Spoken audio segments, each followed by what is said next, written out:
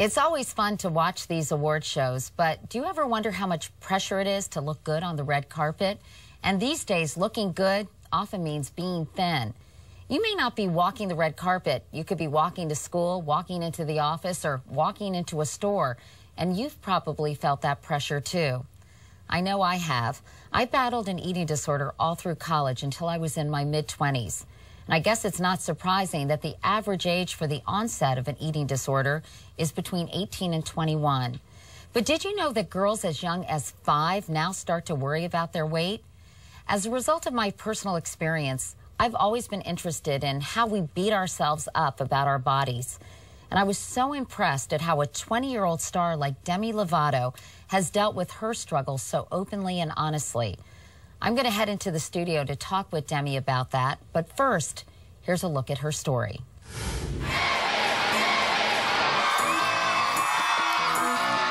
Just 20 years old, X Factor judge Demi Lovato is truly a comeback kid with her hit album and her new gig. I'm going to say yes.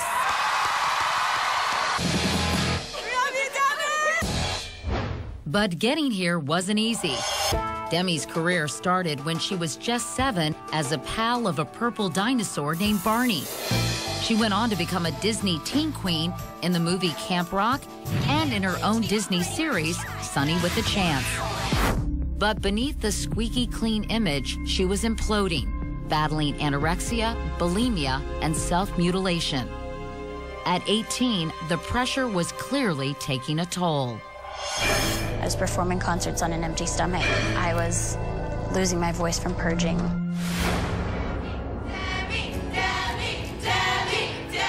She's now become a voice for a generation of girls struggling with eating disorders and body image. Nice to meet you. Teaching her fans to embrace and celebrate who they are, just as Demi Lovato is learning to do. Please welcome Demi Lovato.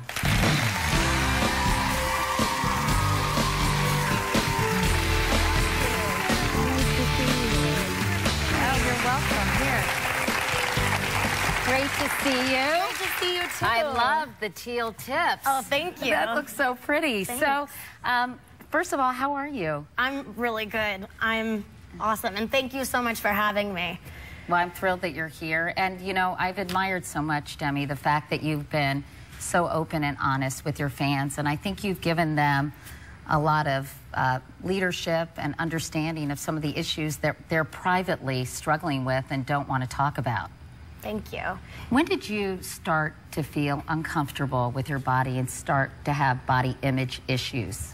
When I started to have body image issues, I remember being 3 years old in a diaper and rubbing my hand over my stomach and just feeling like, I remember thinking in my head, I wonder if one day this will ever be flat.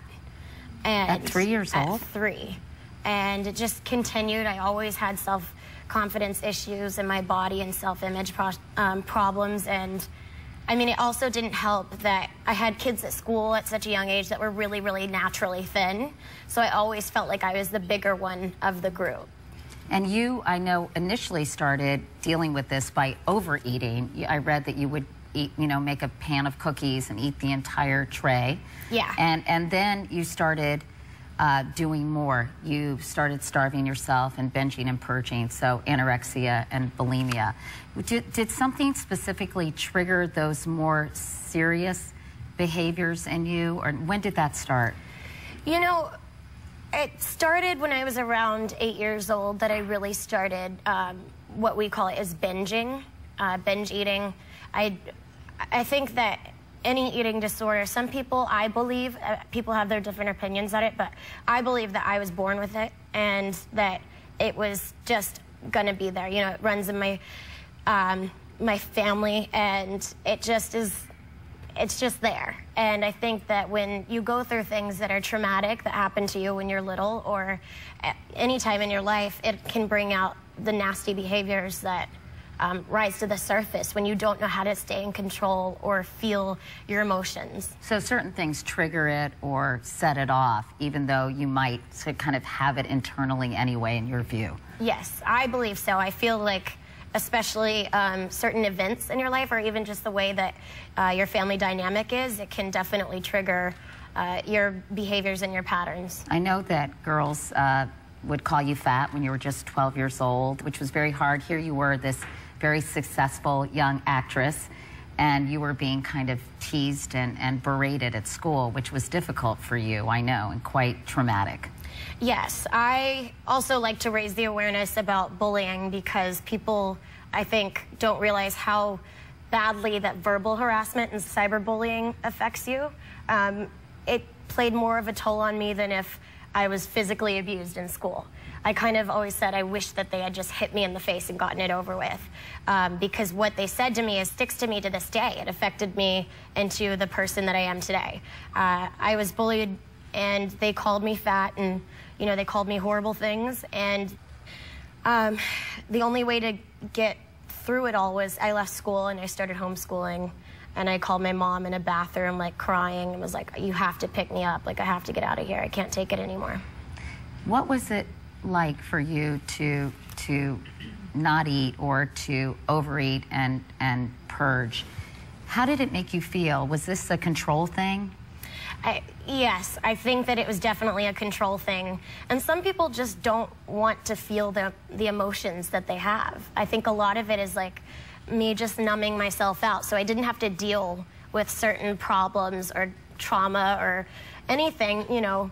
I think that I just didn't want to feel, and that's pretty much what it was for me. I think also too is you get a physical high. Your body actually releases endorphins when you purge. So some people get addicted to the physical feeling of it. And you were doing it as many as 6 times a day? At one point, yes. I would throw up because I thought one glass of juice was gonna make me gain 5 pounds.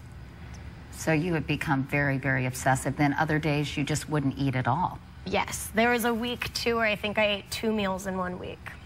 How much did being in the entertainment business play a role in the pressure you felt to look a certain way?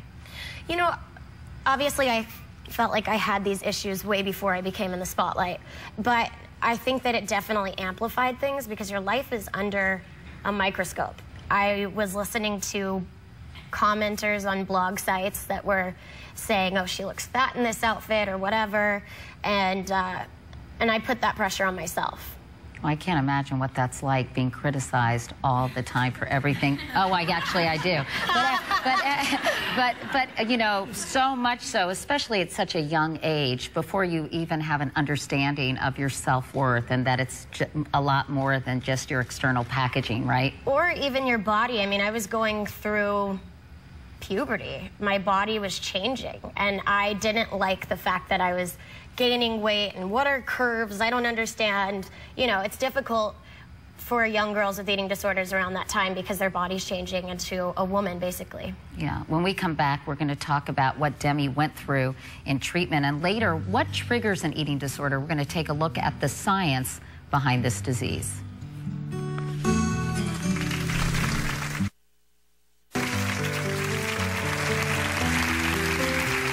We're back with Demi Lovato. Of course, realizing you need help is the first step to getting treatment. Yes. I know that there was an incident that made everyone around you say, enough is enough. I mean, you were kind of spiraling out of control, weren't you? Absolutely. Tell me what happened. What happened was, you know, I made a huge mistake, and I ended up hitting one of my friends. Who was a backup dancer, Who was right? a backup dancer, yeah. And I felt horrible. I wasn't really in control of my emotions at the time. I was just out of control. And there's no excuse for it. But, you know, it definitely showed everyone that I needed to get help. And I think 2 days later, I was checking into rehab. You went to an inpatient facility in Illinois, and it was very strict. I know that you weren't allowed to go to the bathroom by yourself. You couldn't have razors there at all. I mean, it was very, pretty fuzzy legs walking around there. but tell me about what that treatment was like and what it did for you.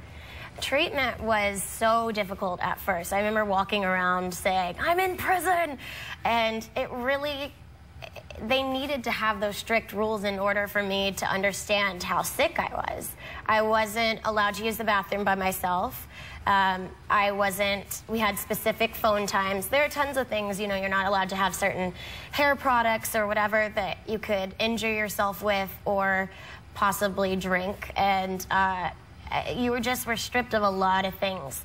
I also had somebody watching over me every single time I ate. And if I didn't finish what was on my plate, and oftentimes I would cry because I physically couldn't stomach it. And if that happened, I would have to, you know, have little consequences, nothing horrible, just like not being able to go to the cafeteria to eat. But what did you learn about yourself, Demi, that pulled you out of this terrible situation, this self-loathing, this punishing of your body that you had been a part of for so many years? I mean, something must have clicked.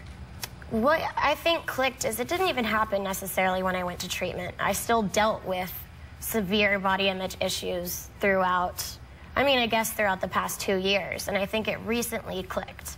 I've been getting used to the changes in my body. When I got out of treatment, I gained about like 30 pounds, and my weight just fluctuated a lot. I was trying to find out what its natural weight was, and I had a really hard time dealing with it. But, you know, I think that I've gotten to a comfortable place now. Obviously, I'm still going to deal with it for the rest of my life, but I'm at a good place right now. I like that you say you're a curvy girl. And you really have embraced that and kind of become comfortable with your body type, which isn't, you know, tall and lithe, you know, and you're fine with it. Absolutely. And you're a beautiful young woman. Thank you. Really. Thank you.